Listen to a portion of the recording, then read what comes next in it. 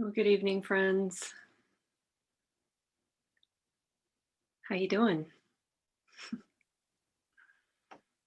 Hi. Hey.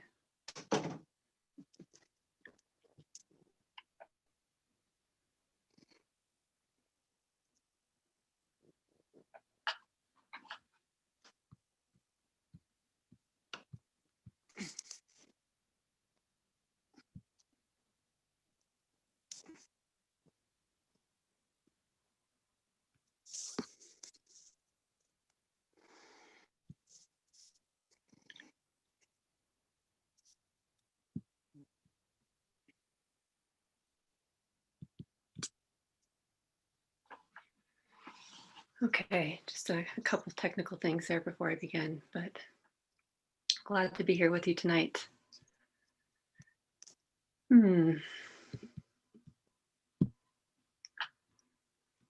So I'd like to talk about Sila tonight, and I really appreciate talking about Sila.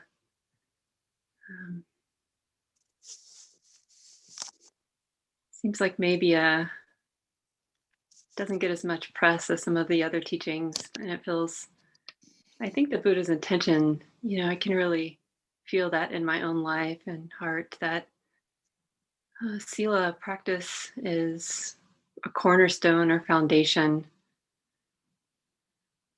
So I think it's like the Buddha's way of saying that before you can really benefit from mind training, you kind of have to grow up. Like before you can really deeply understand the impersonal nature of experience, you have to have a mature sense of self. Learn how to belong to each other and take care of each other. Learn how to not live a life that's completely self-centered, but live a life that recognizes our interconnectedness. And it seems like such a common sense way to live when we think about Sila like this.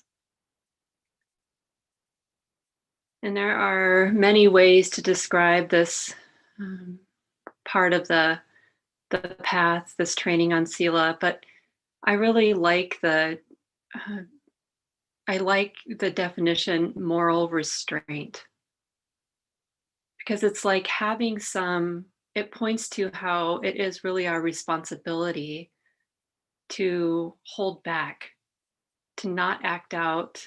Like we're all works in progress. We're all, human beings with unfinished business, haven't completely arrived, not fully awakened.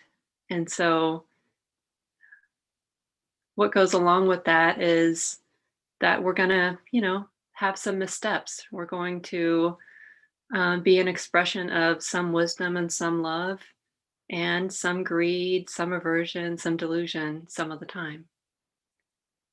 So, with moral restraint, we're using our practice, our mindfulness training to really watch and be careful, knowing that we don't want to cause harm. So, we're going to show some restraint when it's possible for our reactive habits to blossom. Sila can also be described as integrity, discipline, virtue. And it's both the ground of the path, the foundation, as I said, and also the fruit of the path. So these beautiful, the beauty in our actions, or the wholesomeness, if you will, of our actions naturally comes forward when the heart understands suffering deeply. So many times, I would go away on retreat for however long, and it's like, as it is for you, moment by moment, you're seeing a lot and don't have a whole lot of perspective because the mind is pretty sensitive, the heart is sensitive, until you encounter some friends or family, and then your practice really starts to shine, right? Like, oh, they notice something in you. Or my partner would say, yeah, I don't mind when you go away for a month or longer because you come back and you're really nice. Something like this.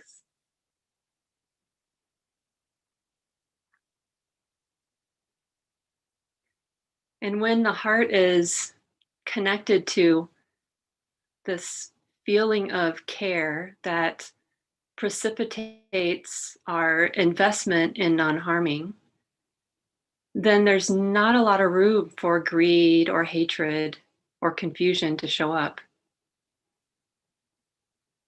So at its core, it's a training that is centered around non-harming, on how to act right and speak and with some skill so that we can take care of ourselves and each other.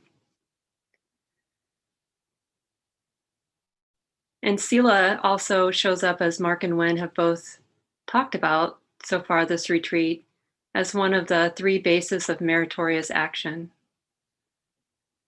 And this merit is the Buddha's way of pointing to the undeniable benefit that is known both immediately and taken into the mind stream, taken into the next life, the undeniable benefit of dana, of sila, and of cultivating the mind, of generosity, of our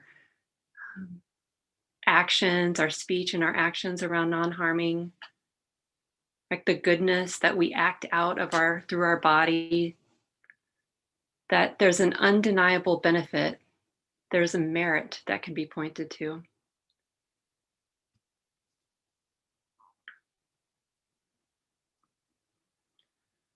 And cultivation of each of these trainings, skills, really improves the quality of our minds. And perhaps, well, it's undeniable, probably, that you've seen this in your own life. When you feel clean about your actions, when you respond in a way that you feel like, oh, I did my best in that situation. I really tried to take this other person's feelings to heart. I really tried to empathize. I really tried to speak my truth in a way that honors that and took into account another person's point of view or the possible impact of my words. When that is there, it feels really good. So it improves the quality of our minds.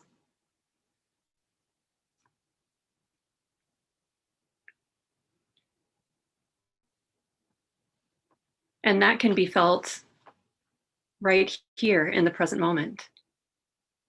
So it's a cultivation of a response to the heart that cares and is willing to take action on that. So this speech, our actions can be a response to this heart that cares. And we can see that there's an undeniable benefit to restraining ourselves from acting on unskillful impulses. The next moment benefits this moment of restraint. So I was thinking of what I might say tonight. I was just reflecting on the year, as many of us do at the end of December, and really seeing how 2020 can be described in lots of ways, but could maybe think about it as a study in Sila, and kind of a heartbreaking one for many of us. And we're kind of all carrying with us some of the impact of this year's events and the bad behavior, the lack of restraint that we've seen from each other, from ourselves too, and each other. I've been sort of humbled by the amount of reactivity in this heart this year.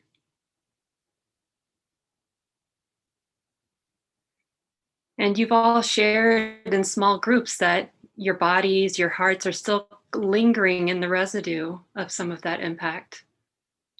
And I felt that too. And so we don't want to pretend like we somehow just shake it off. There is a lingering impact when we don't take time to really care and allow our actions and speech to be a representation of that care.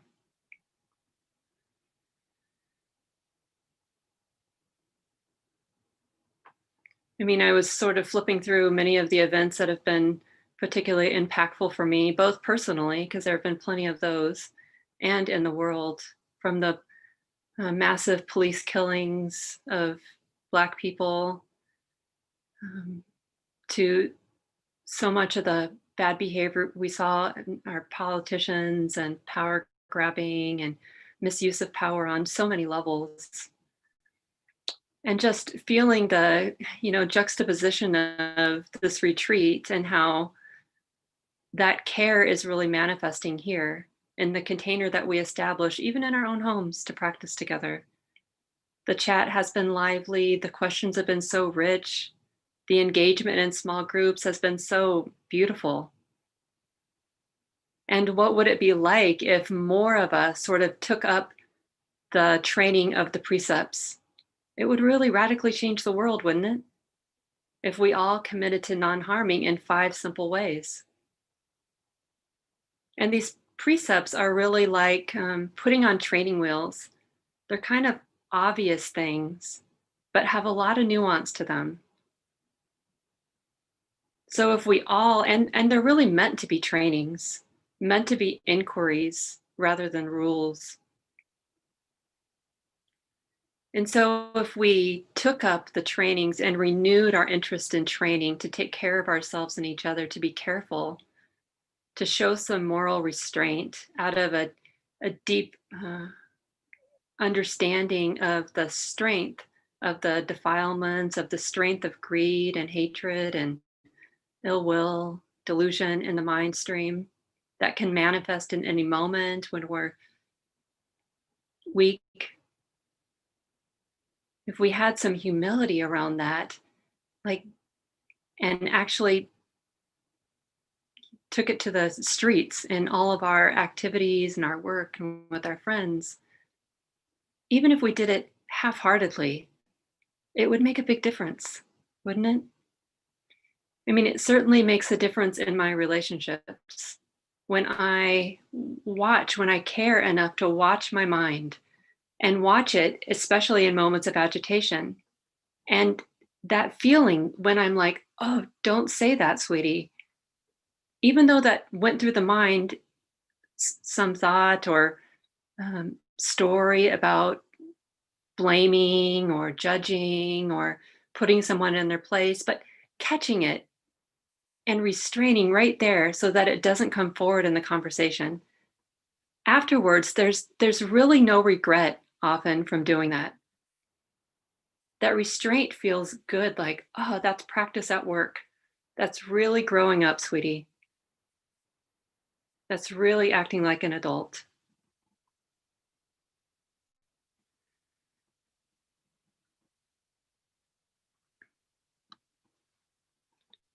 And it's also, I think, this willingness to take Sila to heart and to show some restraint, to practice restraint, to renew an interest in restraint. I guess it really struck me last night when Wen used the phrase an inescapable participation. And it reminded me of this, popular quote by Dr. Martin Luther King, where he talked about an inescapable network of mutuality. Really, how we are all connected. Our actions, our words connect us all, our intentions, the energies, the care that we put forward.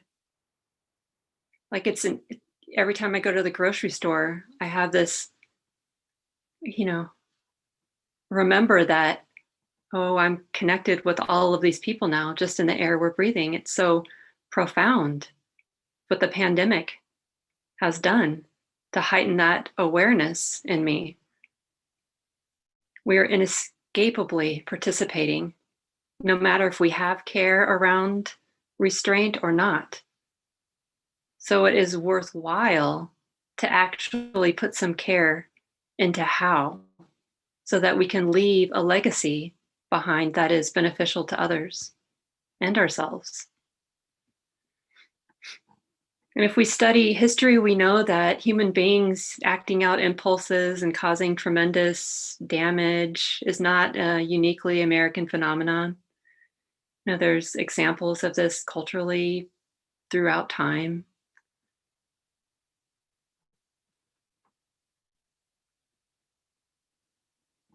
And even at the time of the Buddha, the Buddha was teaching at throughout the Indian caste system. And in some ways, his teaching was a response to that. And so we want to understand that it can sometimes feel like, well, things are so complicated for me, right? Things are challenging for me. There's no way forward, or somehow that we're hopeless, or it's not possible for us to awaken or to really receive the fruits of the path in the way that we hope, with the depth, the way that we hope. But life wasn't easy at the time of the Buddha either. And no, so many yogis have traveled down this path. We have never been alone.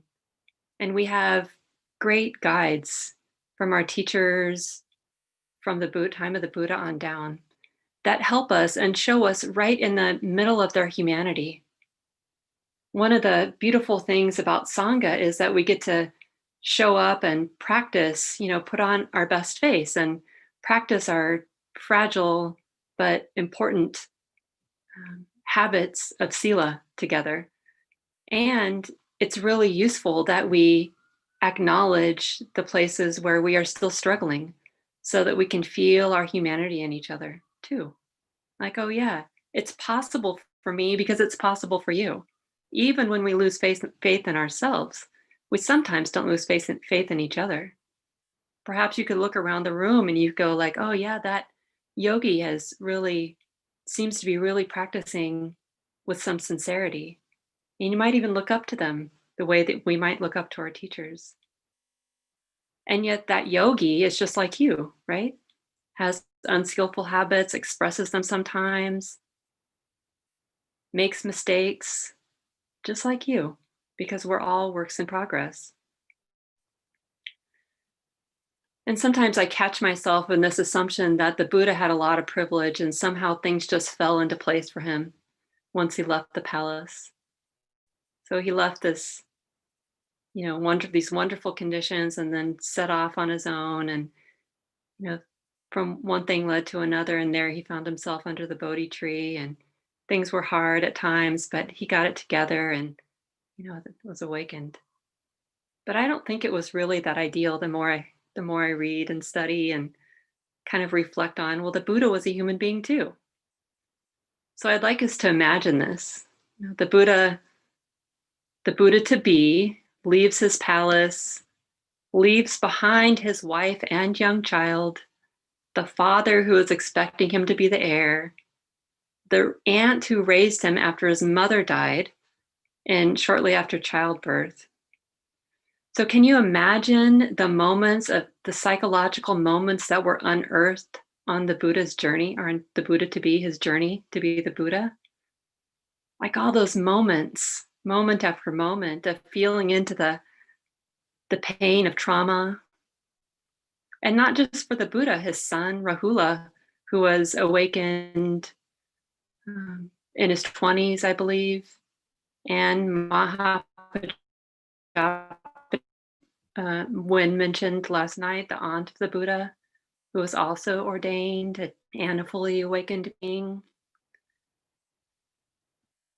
And imagine all of those, what it's like for each of us when we're struggling, when we're faced with some difficulty, some psychological pain, some afflictive emotions, anger, grief. And this year's brought so much of that. And how easy it is to make a mistake, to forget that moral restraint, to forget to be careful. And imagining that the Buddha to be had plenty of these moments too, as he was a human being in relationship with other people. So was Rahula, so was Mahapajapati. So it's a reminder to us that we awaken in the context of our lives, not in some imagined ideal location.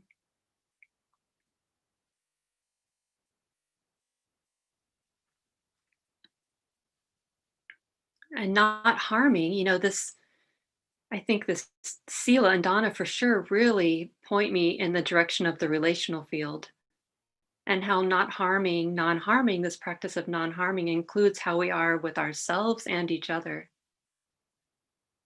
And this training that we've been taking up the last few days on Vedana is so useful because it helps us to begin to uncouple the painful experiences that are naturally going to be unearthed in this process as our systems become more vulnerable and sensitive through the practices of meditation, through the cultivation of the mind. So we begin to uncouple the painful experiences with our reaction to them. And so just thinking of all the decision points, all the opportunities to practice non-harming, that certainly contributed to the Buddha's eventual awakening. The difficult conversations, navigating the grief, leaving his wife, can't imagine that was easy for either of them, and this young child. And for Mahapajapati, she was at least, who knows how accurate these stories are, but it could have been true that she was actually there to deliver the Buddha, and then there as her sister transitioned. Right? So imagine raising children, imagine just being full of grief and still having to set that down and take care of kids. She had a child of her own. So take care of two children, show up for them. So I just like thinking about this, imagining she most certainly got frustrated, overwhelmed. And some of you are parents and you know how different every day is and how many opportunities there are to practice the paramis, patience, truthfulness, generosity. And yet it's not a straightforward path, is it? It's challenging. And finding our way to a skillful response and some moral restraint is not always easy. And they come forward as we become more sensitive. So not only, is it good to just imagine that the Buddha was totally human in moving through each of these experiences, decision-making points, afflictive emotions, likely grief, trauma, right? But also how they likely came up for him. They were unearthed in moments as he walked the path.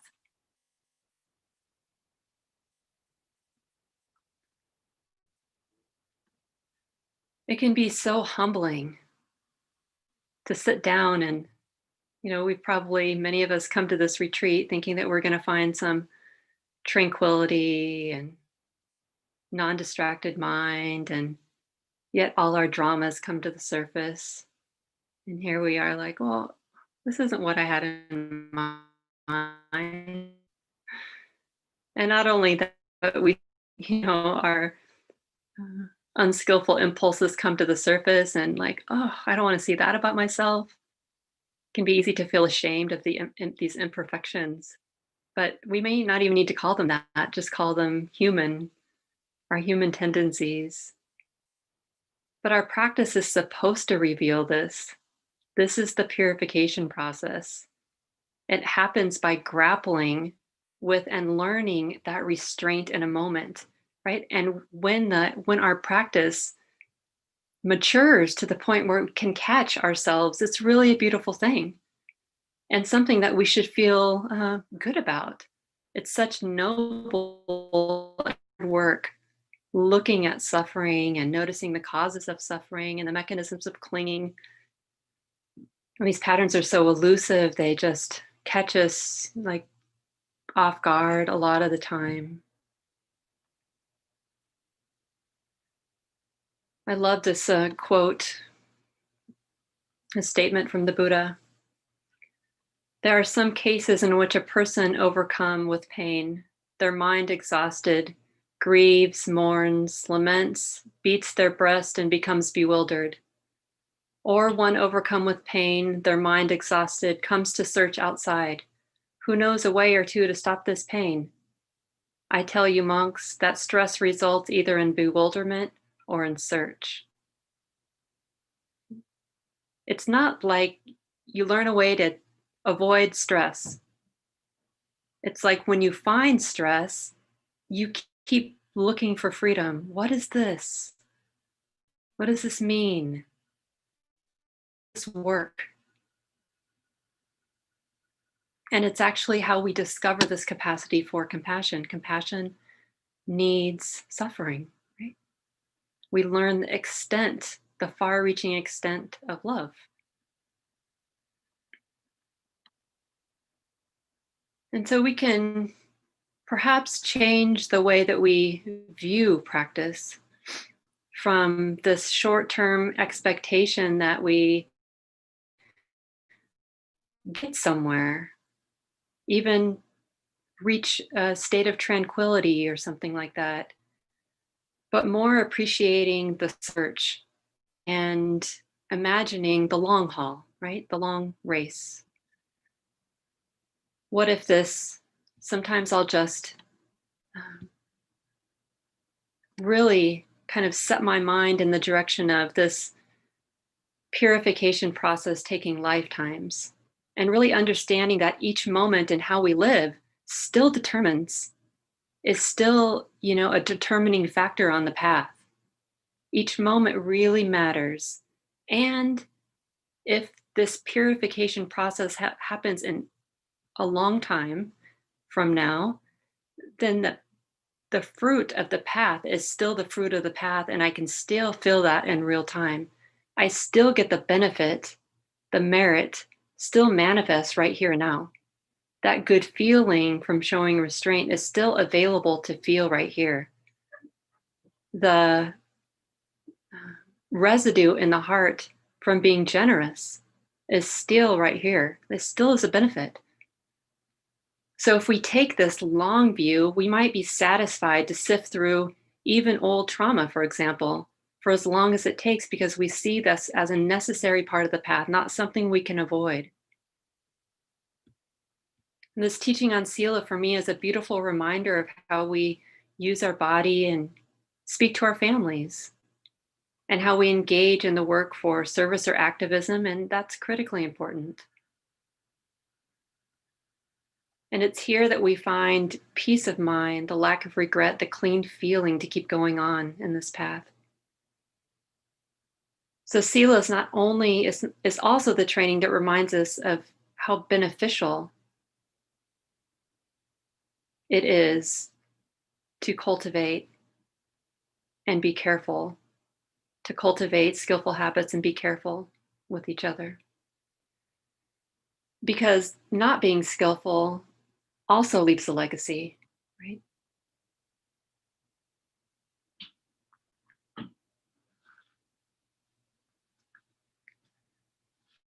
You might know something about epigenetics. I am no expert by any means, but have been following along in some of the research in recent years.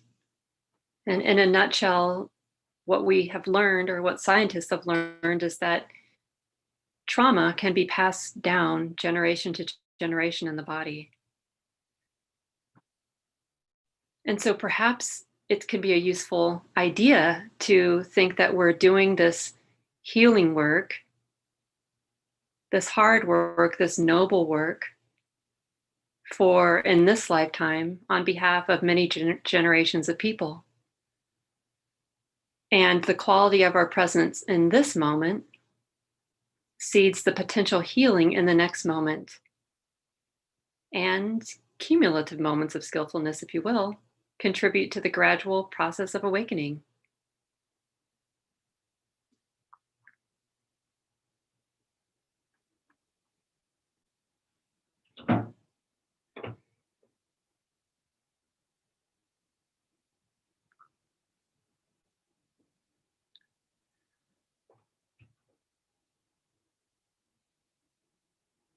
In this list of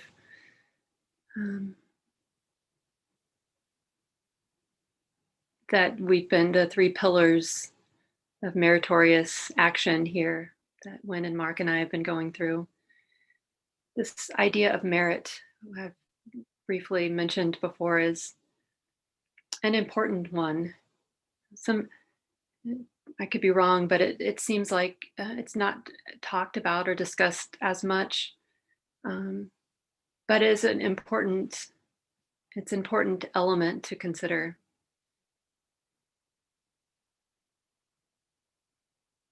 I have some friends, some Dharma friends, and when we're together, this friends from the IMS teacher training that I'm a part of, and when we're together, they play this merit game.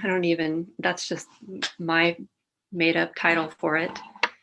But it's sort of like a way of, it's like this beautiful thing that emerged probably from our first gathering. And when we're together, sometimes we're together in large group, and sometimes we're sharing our practice with each other and doing other things too. And if these friends, if one of them jumps up first to offer their teaching, they might say something like, uh, you know, for the benefit of all beings or something, just kind of playful, and somebody else might jump in. Oh, you better go first. I don't want to stand in the way of that merit, or something like this. And then, one of my colleagues might offer their teaching, and, as heartfelt as it is. And then there's like always a deep, deep bow from the room and from the other game players, right? Like, oh, such a lot of reverence, both for the mind training that has led them to that point, and for their vulnerable and sincere offering, for the service and the generosity. It's all there. So in this sila, in the sila category, in this list that we've been talking about, there's service and reverence are also elements. And it really pops for me in this moment. I've often thought about that, like, oh yeah, this feels like all of that connected, and reminds me that, that sutta actually means thread, and the path is intended to be walked together, right? All of the teachings kind of weave together to form a path. And so here, reverence and service and how we use our body, our speech to benefit each other can all come together in such a beautiful and playful way. So there's a lot of joy on the path too. And it's not just in their sharing that they play this game, but often someone will jump up from the lunch table and clear 20 plates, or jump in and do someone's yogi job. And it's the same kind of playful banter, like, oh, let's not stand in the way of their merit, or something like that. But I appreciate that kind of wholeheartedly accepting, like, this is beneficial. It's beneficial for them, right? It's beneficial for the person who is doing the act of generosity, contributing to the well-being of the whole group. And it's beneficial for all of us who are witnessing it, and get to participate by appreciation.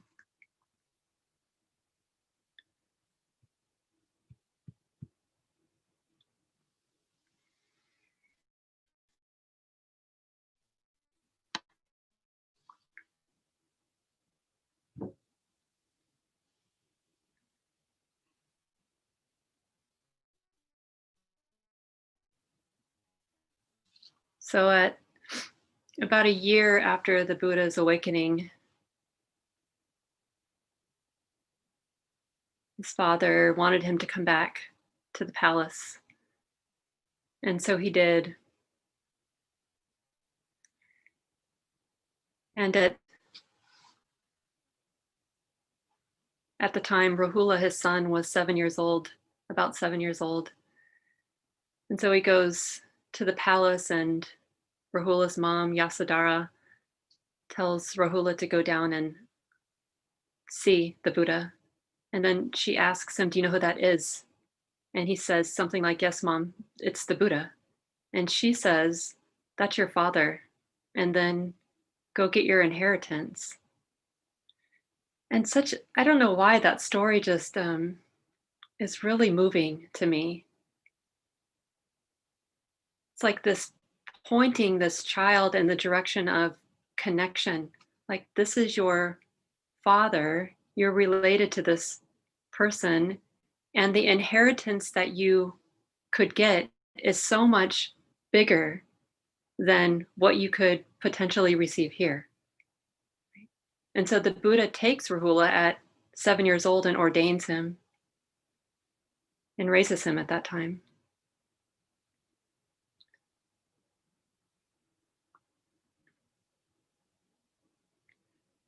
And at around 7, I think at about 7 years old, there's in one of the suttas this story of the Buddha's first teaching to Rahula, and it was about sila. So the Buddha caught Rahula in a lie. Let's see if I can find it and read it to you. So having first meditated, the Buddha went to see his son. So he got himself in a good place, right? Parent, you know what that's like. How to get yourself in a good place. Rahula prepared a seat for him, and as the custom, put out a bowl of water so the Buddha could rinse his feet. After his father cleaned his feet, a little water was left in the bowl. The Buddha asked, Rahula, do you see the small quantity of water left in the bowl? Yes, replied Rahula. As little as this, the Buddha said, is the spiritual life of someone who is not ashamed of telling a deliberate lie.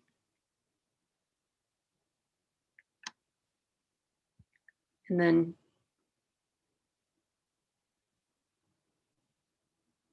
when someone is not ashamed to tell a deliberate lie, there is no evil that he or she would not do. Therefore, Rahula, train yourself to not utter a falsehood, even as a joke.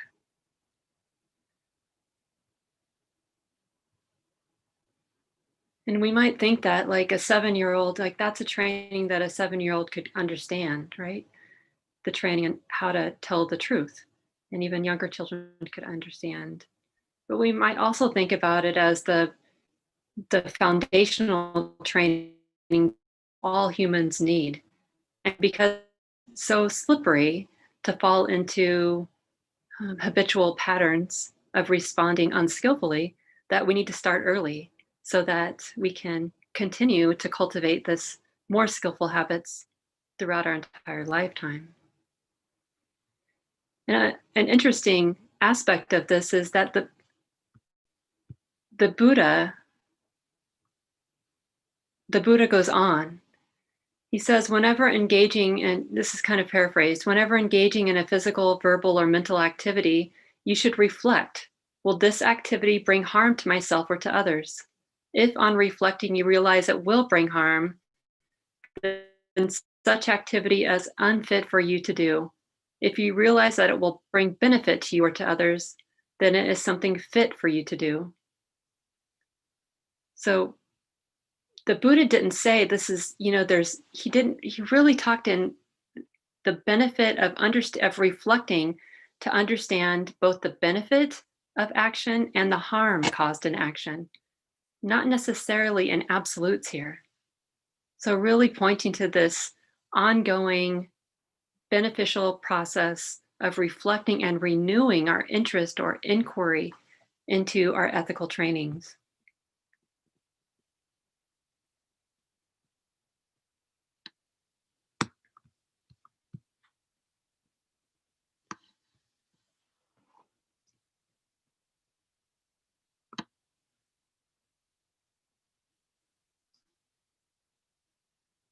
It's hard to give a talk at this point of the year without remembering the massacre on Wounded Knee, where so many Indigenous people were murdered. And Heather Cox Richardson wrote a blog post about this that maybe if you're off retreat, you might want to, when you're off retreat, you might be interested in looking it up. But she really highlighted the day before the massacre, the 28th. So the massacre happened on the 29th, and about 250 Dakota people were killed.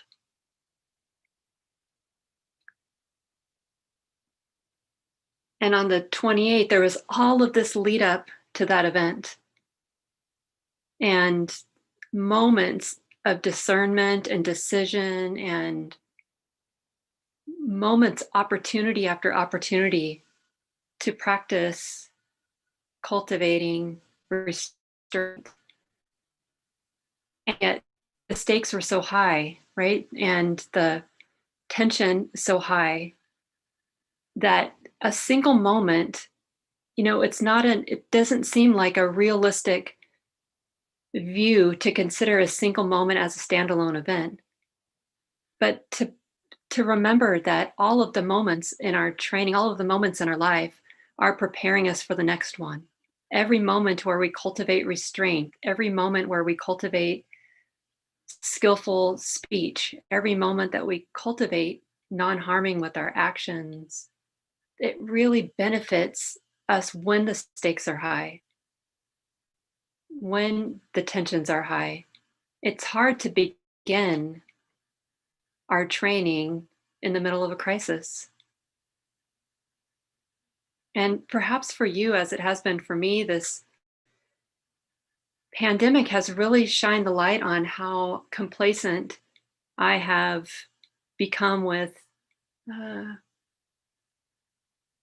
at times, with prioritizing awakening, right? Prioritizing practice. It seems like what is front and center for all of us is our own mortality in a way that hasn't been here in every other moment. And perhaps for some, it's there. And certainly when there's a health crisis or, um,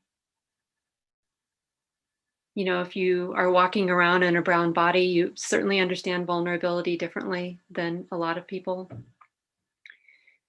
And the constant threat of sickness and death really has done something to me, and perhaps for you too, to wake me up to the importance of showing up in this moment in the best way that I can, which necessarily means both training my mind to be sensitive enough to feel the possibility of harm and training in cultivating both generosity and sila on an ongoing basis in many in as many moments as I can possibly remember to do it.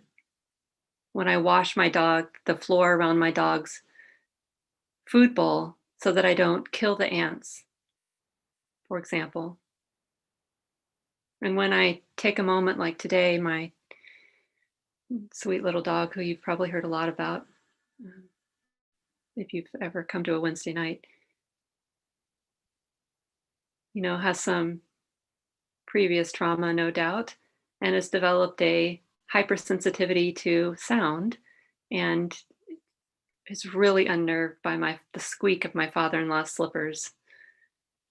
And so, in moments, I was just kind of watching myself today and yesterday being willing to drop any activity to attend to her needs and feeling really good about that. Like, oh, sweetie, this is beneficial for me. This is beneficial for this dog. And it's certainly cultivating something, a habit that I want to remember to pay attention to.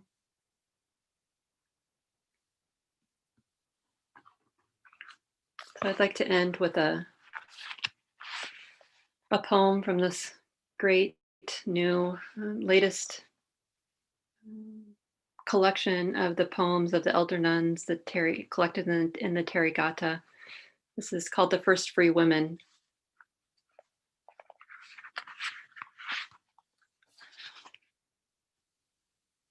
Uttara, North.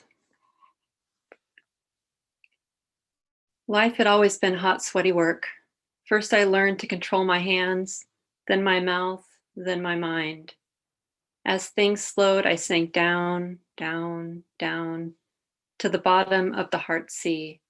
There I dug out the root of all craving and swam back to the surface. The water had grown cool, and outside everything had grown cool, as though the heart had traveled north.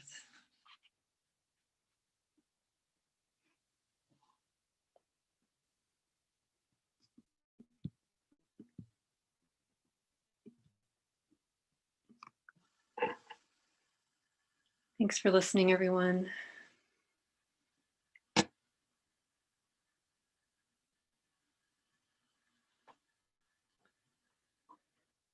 a little extra time for walking practice.